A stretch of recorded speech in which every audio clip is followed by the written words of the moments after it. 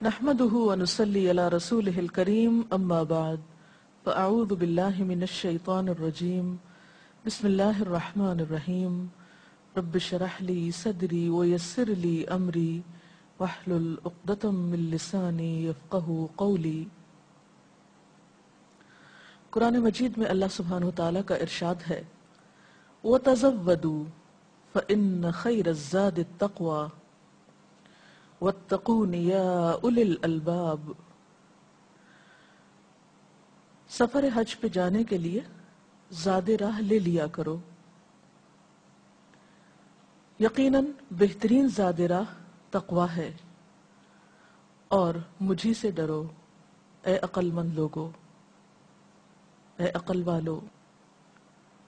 تو اس سے پتہ یہ چلتا ہے کہ اس عظیم الشان سفر کی تیاری عمدہ طریقے سے بے حد ضروری ہے، اور آپ جانتے ہیں کہ جس کام کی تیاری اچھی ہو وہ کام بھی اچھی طرح ہوتا ہے، اور اگر کوئی کام تیاری کے بغیر کر لیا جائے تو عموماً اس سے وہ فائدہ حاصل نہیں ہو سکتا جو ہونا چاہیے یا ہو سکتا تھا۔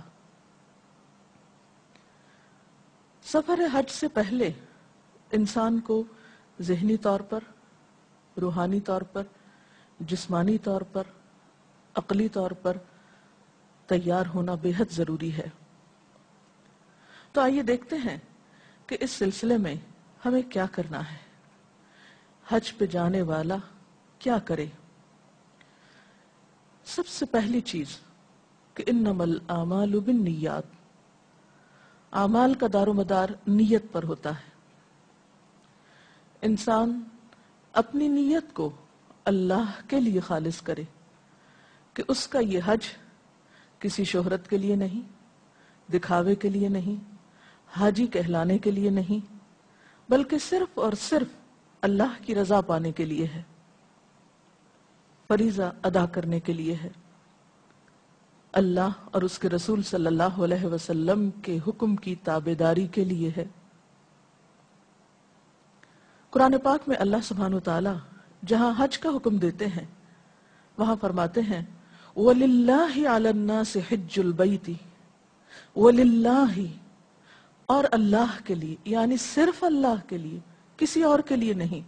وَلِلَّهِ عَلَى النَّاسِ، اور اللہ کے لیے ہے لوگوں کے ذمے کیا؟ حج البیت، بیت اللہ کا حج، من استطاع الیہ سبیلا، جسے بھی اس راستے کی استطاعت ہو، جو بھی سفر حج کی استطاعت رکھتا ہو۔ اسی طرح ایک اور جگہ پر فرمایا وَأَتِمُّ الْحَجَّ وَالْعُمْرَةَ لِلَّهِ، اور پورا کرو حج اور عمرے کو اللہ کے لیے۔ تو سب سے پہلی چیز جو ایک حاجی کو اپنے ذہن میں رکھنی چاہیے وہ یہ ہے کہ میرا یہ سفر صرف اور صرف اللہ کی خاطر ہے، اس کی رضا کے لیے، کیونکہ کوئی بھی کام جس میں اللہ تعالی کے ساتھ کسی اور کی رضا شریک کر لی جائے وہ کام اللہ تعالیٰ کی رضا کا پھر نہیں رہتا۔ سورۃ الکہف کے آخر میں اللہ تعالیٰ فرماتے ہیں فَمَنْ كَانَ يَرْجُو لِقَاءَ رَبِّهِ فَلْيَعْمَلْ عَمَلًا صَالِحًا وَلَا يُشْرِكْ بِعِبَادَةِ رَبِّهِ أَحَدًا، جو بھی اپنے رب سے ملاقات کی امید رکھتا ہے اسے چاہیے کہ نیک عمل کرے اور اس کی عبادت میں کسی کو شریک نہ کرے۔ اور حج تو ہے ہی ایک عظیم الشان عبادت، لہذا پہلی چیز کہ حج اور عمرہ اللہ کے لیے۔ پھر وَتَزَوَّدُوا، زاد راہ لے کر چلو، یعنی سفر میں جو بھی ضروریات زندگی ہیں ان کا اہتمام کر کے چلو۔ اہل عرب کے ہاں ایک طریقہ یہ تھا کہ جب اللہ کی خاطر یا حج کے لیے نکلتے تو یہ کہتے کہ ہم تو اللہ کے مہمان ہیں، وہی ہمارا خیال رکھے گا۔ تو حیثیت رکھتے ہوئے بھی وہ اپنے ساتھ ضروریات کی چیزیں نہیں لے کر جاتے تھے، اس کو وہ دنیا داری تصور کرتے تھے۔ لیکن دین اسلام نے آ کر اس سوچ کی اصلاح کی، کیونکہ ہمارے دین میں دین اور دنیا کوئی الگ چیزیں نہیں. ہم جب تک اس زمین پر موجود ہیں، جب تک اس دنیا میں ہیں، ہماری دنیا کی ضروریات ہمارے ساتھ ہیں. ہمیں کھانا بھی ہے، ہمیں سونا بھی ہے، ہمیں نہانا بھی ہے، ہمیں کپڑے بھی چاہیے. ہم بیمار بھی ہو سکتے ہیں انسان ہونے کے ناطے، تھکاوٹ بھی ہو سکتی. تو ان تمام چیزوں کا بندوبست کر کے جانا چاہیے. اسی طرح جسمانی طور پر اپنے آپ کو اس عظیم الشان پر ہم بیمار بھی ہو سکتے ہیں انسان ہونے کے ناطے، تھکاوٹ بھی ہو سکتی. تو ان تمام چیزوں کا بندوبست کر کے جانا چاہیے. اسی طرح جسمانی طور پر اپنے آپ کو اس عظیم الشان فریضے کی ادائیگی کے لیے تیار کرنا ضروری ہے. جانے سے پہلے ایسے کام نہیں کرنے چاہیے کہ جس میں انسان بہت تھک جائے. اگر انسان کسی خاص بیماری کا شکار ہے تو خصوصی طور پر توجہ کے ساتھ علاج کروائے تاکہ وہاں جا کر دوسروں پر بوجھ نہ بنے، وہاں جا کر فریضے کی ادائیگی میں غفلت نہ کرے. مثلاً اگر آپ کو زیادہ چلنے پھرنے کی عادت نہیں تو آپ کو باقاعدہ روز چلنا چاہیے، کیونکہ سفر حج میں انسان کو بہت چلنے کی ضرورت پیش آتی ہے. یعنی سفر حج جسمانی مشقت کا سفر ہے، وہ صرف ایک جذباتی سفر نہیں ہے. لہذا آپ طواف کر رہے ہیں یا آپ سعی کر رہے ہیں، آپ ایک مقام سے دوسرے مقام تک جا رہے ہیں، آپ مسجد الحرام میں نماز پڑھنے کے لیے جا رہے ہیں، آپ واپس اپنی قیامگاہ تک جا رہے ہیں، تو قریب قریب میں آپ کو گاڑی یا سواری میسر نہیں ہوگی. آپ کو طویل فاصلے پیدل طے کرنے ہوں گے، اس کے ساتھ دھوپ بھی ہوگی، اس کے ساتھ لوگوں کا ازدحام بھی ہوگا. لہذا بے حد ضروری ہے کہ آپ جسمانی طور پر ایکٹیو ہوں. اس لیے اگر جانے سے پہلے باقاعدہ روز چلنے کی پریکٹس ہو تو وہ سفر آسان ہو سکتا ہے. اسی طرح سفر حج میں جانے سے پہلے انسان زاد راہ میں جو بھی چیزیں لے کر جائے وہ حلال مال سے ہوں، کیونکہ جب انسان حرام مال کے ساتھ حج کا ارادہ کرتا ہے تو حج قبول نہیں ہوتا.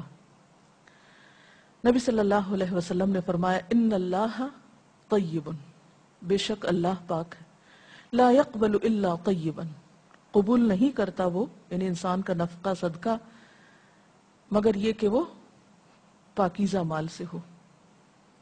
کیونکہ جب ایک انسان حرام کھا کر، حرام پہن کر، حرام مال ساتھ لے جا کر لبیک پکارتا ہے تو اس کے لیے اس کی لبیک قبول نہیں ہوتی. لہذا سفر حج کے لیے حلال مال کا اہتمام بے حد ضروری ہے. اسی طرح روانگی سے پہلے رشتہ داروں اور دوستوں اور دیگر افراد ان سے میل ملاقات، ان کے حق میں اگر کوئی کمی کوتاہی ہو تو اس کی ادائیگی بہت ضروری ہے. مثلاً یہ کہ اگر آپ نے کسی کا قرض لیا ہوا ہے یا کسی کی امانت آپ کے پاس، تو قرضے اور امانتیں واپس لوٹائیے. اسی طرح اگر کوئی ناراض ہے تو اس کو منا لیجئے، تاکہ ہر ایسی چیز سے پاک ہو کر انسان اللہ کی طرف رجوع کرے کہ واقعی اس کا حج حج مبرور ہو. یہ نہیں کہ انسان لوگوں کو ناراض کرے، حقوق و لباد کا خیال نہ رکھے اور دوسری طرف حج کرنے کو چلا جائے. اللہ تعالیٰ اپنے حق میں کمی کوتاہی تو معاف کر دیتے ہیں، لیکن بندوں کے حقوق میں کمی کوتاہی کو اس وقت تک معاف نہیں کریں گے جب تک کہ بندے معاف نہ کر دیں. بہرحال اس چیز کا اہتمام بے حد ضروری ہے. پھر اسی طرح یہ ہے کہ حج کا طریقہ آتا ہو، علمی طور پر، عقلی طور پر آپ حج کے بارے میں درست معلومات رکھتے ہوں.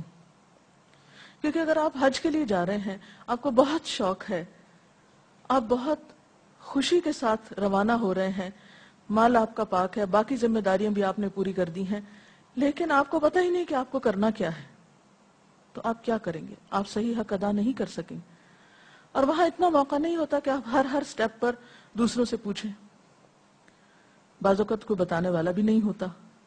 تو بہتر یہ ہے کہ جانے سے پہلے تربیت حاصل کر کے جائیں، اگر آپ خود کتابیں پڑھ سکتے ہیں تو اس موضوع پر اچھی کتابوں کا مطالعہ کریں، ایسے ٹیلی ویژن پروگرام یا ایسے ٹریننگ پروگرام اٹینڈ کریں جہاں پر باقاعدہ تربیت دی جاتی ہو۔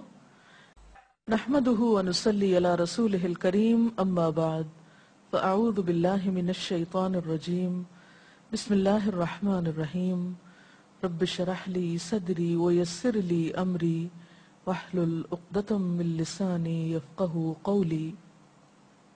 آپ صلی اللہ علیہ وسلم نے جب حج کیا تھا اور آپ کے ساتھ دیگر صحابہ کرام تھے تو آپ عملی طور پر ان کو طریقے سکھا رہے تھے اور ساتھ فرما بھی رہے تھے خذوا عنی مناسککم، مجھ سے اپنے حج کے طور طریقے لے لو، سیکھ لو، اور فریضہ حج مراد یہ ہے کہ اس طرح ادا کرو جیسے آپ صلی اللہ علیہ وسلم نے ادا کیا۔ پھر اسی طرح ہم دیکھتے ہیں کہ ہماری اگر باقی تیاری ہو گئی، مثلا کاغذات وغیرہ تیار ہیں، فلائٹ بک ہے، سفر کا باقی سامان تیار ہے، تو پھر بھی انسان اس چیز کا اہتمام ضرور کرے کہ وہ چھوٹی چھوٹی چیزیں بھی اپنے ساتھ اپنی رکھے تاکہ سفر حج میں مانگ تانگ کا سلسلہ نہ ہو۔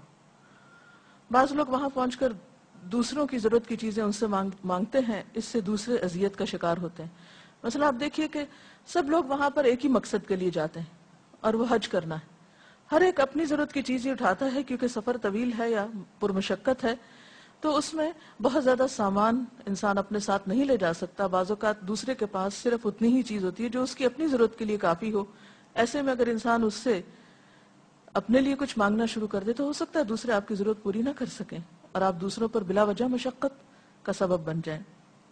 اس لیے چند ایک چیزوں کا ذکر آپ کے سامنے کر دیتی ہوں کہ جو آپ کو فائدہ دے سکتی ہیں۔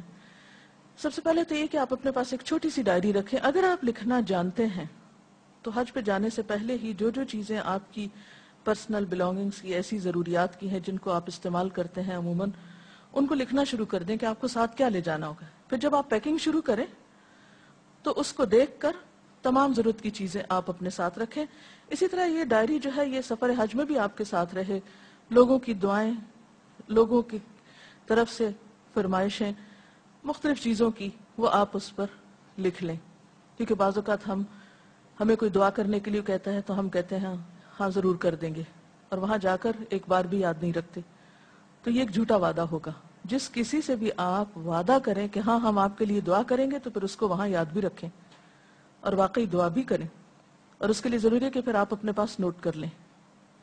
اسی طرح اگر دوران سفر آپ کے کچھ ایسے احساسات ہیں، جذبات ہیں، کچھ باتیں ضروری یاد آ رہی ہیں، کچھ خیالات ہیں، تو آپ ان کو بھی اس پر نوٹ کر سکتے ہیں۔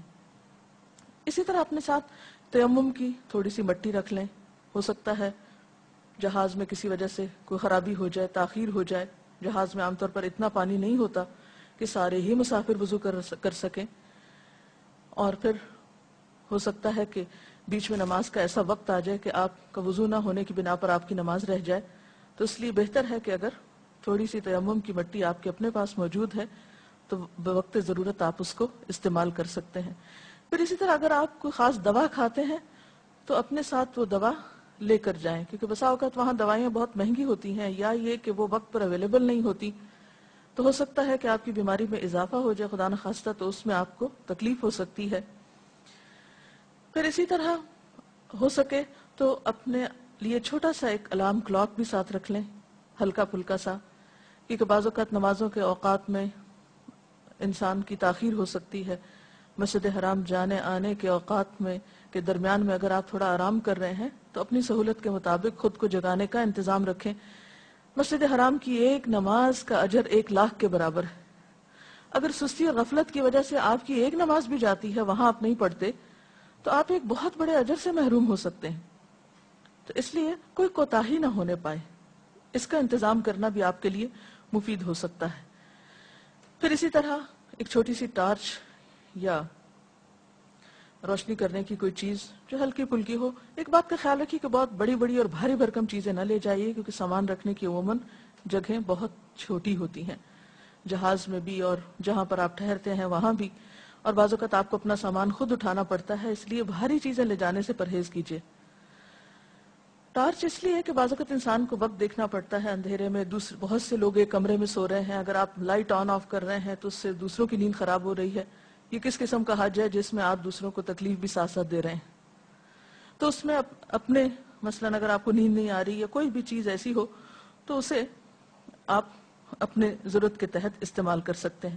دوران سفر اور مکہ مکرمہ اور مدینہ منورہ کے قیام کے دوران مسجدوں میں جانے کے لیے آپ ایک چھوٹا سا ہلکا پھلکا بیگ اپنے ساتھ رکھیں جس میں آپ دعاؤں کی کتاب، اپنی تسبیح، صدقہ کرنے کے لیے کچھ چینج، اور اگر آپ کوئی دوا لیتے ہیں تو وہ پانی کی ایک چھوٹی سی بوتل، کہ ہو سکتا ہے کسی موقع پر آپ سخت پیاس کا شکار ہو، پانی آپ سے دور ہو تو آپ کی اس پیاس کی وجہ سے آپ کی عبادت میں خلل آئے، تو ایسی چیزیں اپنی ضرورت کے ساتھ رکھیں. لیکن بہت بڑے بیگز لے جانے سے پرہیز کریں کیونکہ بڑے بیگز دوسرے نمازیوں کی نماز میں بھی خلل کا سبب ہو سکتے ہیں. اسی طرح جوتے رکھنے کے لیے الگ تھیلا لے لیں، اور وہ تھیلا کسی مخصوص رنگ کا ہو جسے آپ پہچانتے ہوں تاکہ دوسرے لوگوں کے جوتوں میں آپ اپنے جوتے کو جلد پہچان کر اٹھا سکیں. بعض لوگ پلاسٹک کی تھیلیوں میں جوتے رکھ دیتے ہیں اور پھر اس کو کھولتے اور بند کرتے ہیں تو ایک مخصوص شور اٹھتا ہے جس کی وجہ سے دوسروں کی عبادت میں اور ذکر میں خلل آتا ہے. بعض لوگ کھلی جوتیاں رکھ دیتے ہیں. اب نماز میں اور نماز کے علاوہ مسجد کے اندر بکھری ہوئی جوتیاں ایک بہت بدنما منظر پیش کرتی ہیں.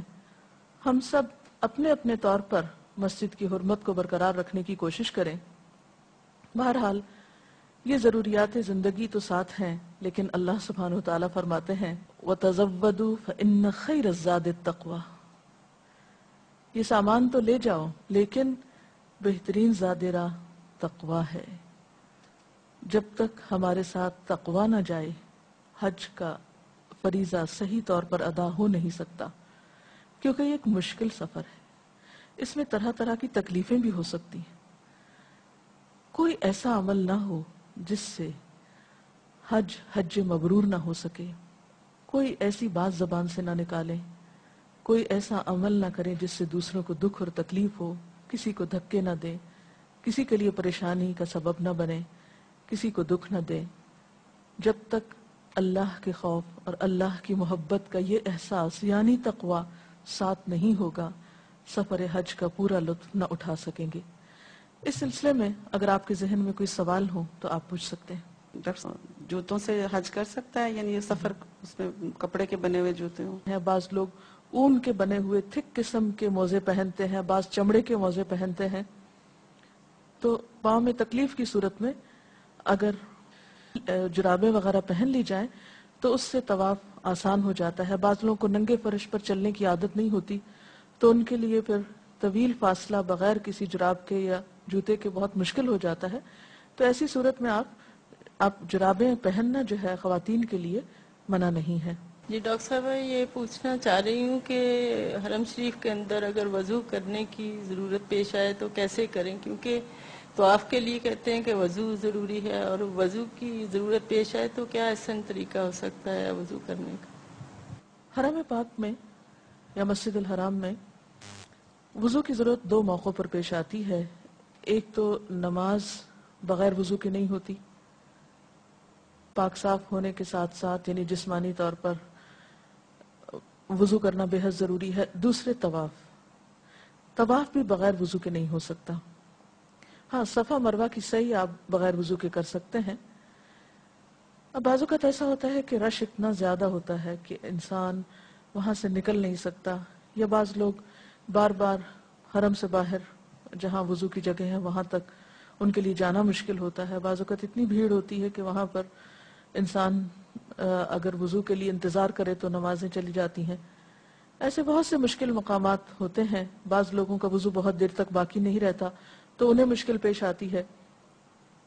تو اس میں آپ یہ کر سکتے ہیں کہ ایک چھوٹی پانی کی بوتل لے لیجئے، ٹاول اپنے پاس رکھیے اور ایک ایک دفعہ وضو کے اعضاء کو وہیں پر دھو کر تھوڑے تھوڑے پانی کے ساتھ کہ جس میں آپ ان کو ایک طرح سے گیلا کر لیں، اور 3 دفعہ دھونے کی بجائے 1 دفعہ دھو لیں. اور آپ حرم کے اندر بھی کسی بھی ایسی جگہ پر آپ اپنے پانی کے ساتھ اپنے ٹاول کے اوپر اپنا وضو ایک طرف کو ہو کر سکتے ہیں. لیکن یہ یاد رکھیے کہ بغیر وضو کے نماز قبول نہیں ہوتی۔ نحمده ونصلي على رسوله الكريم اما بعد فاعوذ بالله من الشيطان الرجيم بسم الله الرحمن الرحيم رب اشرح لي صدري ويسر لي امري واحلل عقدة من لساني يفقهوا قولي۔ اگر کسی کو حج کا شوق ہو لیکن وہ مقروض ہو تو کیا وہ اس کا حج قبول ہوگا؟ اگر کوئی ایسا شخص ہے کہ اسے حج پہ جانے کا شوق بھی ہے، دوسری طرف اس پہ قرضہ بھی ہے، وہ مقروض ہے، تو مقروض شخص پر حج فرض نہیں ہوتا۔ حج ایک فرض عبادت ہے۔ حج صرف شوق کی عبادت نہیں، شوق تو سب کو ہوتا ہے لیکن سب میں استطاعت نہیں ہوتی۔ تو جو شخص مقروض ہو اور قرض ادا کرنے پر اس کے پاس اتنا باقی نہ بچے کہ جس کی وجہ سے وہ حج پر جا سکے، تو اسے پہلے قرض ادا کرنا چاہیے اور پھر آئندہ جب کبھی استطاعت ہو، حیثیت ہو، پھر حج پہ جانا چاہیے۔ لوگوں کی امانتیں اور قرضے سر پر لے کر عبادت کے لیے نکلنا درست نہیں۔ میرا سوال یہ ہے کہ سفر حج پر جو خرچہ ہوتا ہے اس کا کوئی ثواب ہوتا ہے یا صرف فرض کی ادائیگی کا ثواب ہوتا ہے؟ حج کے سفر میں انسان کو مال لازماً خرچ کرنا پڑتا ہے، اگرچہ یہ ایک فریضے کی ادائیگی ہے، لیکن اس سفر میں انسان جو کچھ بھی خرچ کرتا ہے اسے اس خرچ کرنے پر بھی بے پناہ اجر و ثواب ملتا ہے۔ یعنی اپنی ذات پر خرچ کرتا ہے یا اپنے ہم سفروں پر خرچ کرتا ہے یا وہ صدقہ خیرات میں دیتا ہے، جو بھی سفر میں خرچ آتا، خواہ وہ اس کی سواری کے پیسے ہیں یا کھانے کے ہیں، وٹ ایور۔ اس کے بارے میں ایک حدیث میں آتا ہے کہ حج میں خرچ کرنا ایسا ہے جیسے جہاد میں خرچ کرنا، اور جہاد میں 1 درہم خرچ کرنے کا ثواب 700 درہم خرچ کرنے کے برابر ہے۔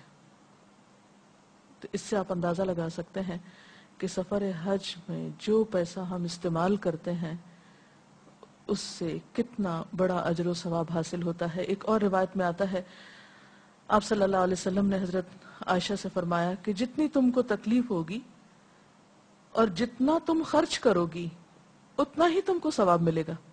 اسی لیے ہم دیکھتے ہیں کہ عبداللہ بن مبارک صرف خود حج نہیں کرتے تھے، اپنے ساتھ اور بہت سے لوگوں کو لے جاتے، جن پہ حج فرض نہیں بھی ہوتا تھا یا ہوتا تھا تو جانے سے پہلے ان سے کہتے کہ لاؤ تم سب اپنا اپنا خرچہ مجھے دے دو۔ پھر راستہ بھر ان کو کھلاتے پلاتے، ان کی ضروریات پوری کرتے، واپسی تک ان پہ خرچ کرتے، اور جب لوگ واپس آتے تو انہیں ان کا مال تحفہ کہہ کے لوٹا دیتے۔ یعنی انہیں راستے میں احساس بھی نہیں ہونے دیتے تھے کہ وہ ان پر کوئی احسان جتا رہے ہیں، کیونکہ انہیں یقین تھا کہ اللہ کے راستے میں اپنے ہم سفر ساتھیوں پر خرچ کرنا بھی اجر و ثواب کا باعث ہے۔ اور ایک روایت میں آتا ہے کہ اللہ تعالیٰ کے نزدیک پسندیدہ ترین عمل کیا ہے؟ کسی انسان کے دل میں خوشی داخل کرنا، مومن کے دل کو خوش کر دینا۔ یعنی کوئی بھی عمل آپ راستے میں ایسا کریں، خواہ وہ کسی پہ مال خرچ کرنے کا ہو یا اس کی ضرورت پوری کرنے کا، کسی کے دکھ میں کام آنے کا، کسی کے مشکل وقت میں اس کا ساتھ دینے کا، کسی کو حوصلہ دینے کا، کچھ بھی، تو وہ اللہ تعالیٰ کے نزدیک پسندیدہ ترین عمل ہے۔ اس لیے کھلے دل سے خرچ کیجئے، اور حج کے سفر میں جو خرچ ہو جائے اس پہ ملال نہ رکھیے، بلکہ آپ کے حج پہ جانے کے بعد آپ کے کاروبار میں یا کسی اور مال میں کچھ کمی بھی آتی ہے تو اس پر بھی برا نہ مانیے۔ جو رزق آپ کے حصے میں اللہ نے لکھا ہے وہ حج پہ جانے سے کم نہیں ہوگا، اللہ تعالیٰ کہیں نہ کہیں سے کمپنسیٹ کر دے گا، تھوڑے میں بھی برکت ڈالے گا۔ لہٰذا اس خوف سے کہ حج پہ جانے سے مال کم ہو جائے گا یا مال خرچ ہو جائے گا، حج کو ڈیلے نہ کریں، یا حج کے سفر کو اپنے اوپر ایک مصیبت یا بوجھ نہ سمجھیں، خوشی سے خرچ کریں۔ جو ہم عبادت کرتے ہیں کیا اس کا ثواب ہم اپنے والدین یا اپنے شوہر یا جو ہماری اولاد میں سے کوئی اس دنیا سے گیا ہو اس کو بخش سکتے ہیں؟ جہاں تک اپنے فوت شدہ رشتہ داروں کو ثواب پہنچانے کا تعلق ہے تو ان کے لیے سب سے بہترین چیز دعا ہے۔ نبی صلی اللہ علیہ وسلم نے فرمایا کہ مرنے والا اپنے قبر میں ڈوبتے ہوئے فریادی کی طرح ہوتا ہے، اور وہ اپنے پیچھے والوں کی طرف سے دعا کا منتظر ہوتا ہے. تو مردے کو جب دعا دی جاتی ہے، یعنی ان کی بخشش کی دعا، ان کے درجات کی بلندی کی دعا، تو اس پر وہ جتنا خوش ہوتا ہے، یعنی وہ دعا جب اس کو پہنچتی ہے تو اس سے بڑھ کر وہ کسی چیز پر خوش نہیں ہوتا. یعنی اسے اس بات کی پرواہ نہیں ہوتی کہ وہ اپنے پیچھے اور کیا چھوڑ کر گیا ہے، یہ پیچھے والے اور کیا کر رہے ہیں. اسے اس وقت بہت خوشی ہوتی ہے جب اسے دعا کا تحفہ ملتا ہے. تو آپ جو بھی نیک عمل ان دنوں میں کریں، جب اپنے لیے دعا کریں تو اپنے فوت شدہ عزیزوں کو، دوستوں کو ان دعاؤں میں شریک کر لیں. اس کے علاوہ ان کی طرف سے صدقہ خیرات بھی کر سکتے ہیں. پھر اگر ان کے اوپر حج فرض تھا تو ان کی طرف سے حج بدل بھی کیا جا سکتا ہے. ہمارے آج کے پروگرام کا وقت ختم ہوتا ہے. اللہ تعالی ہمیں بہترین اعمال کی توفیق عطا فرمائے. سبحانک اللہم و بحمدک نشہد ان لا الہ الا انت نستغفرک و نتوب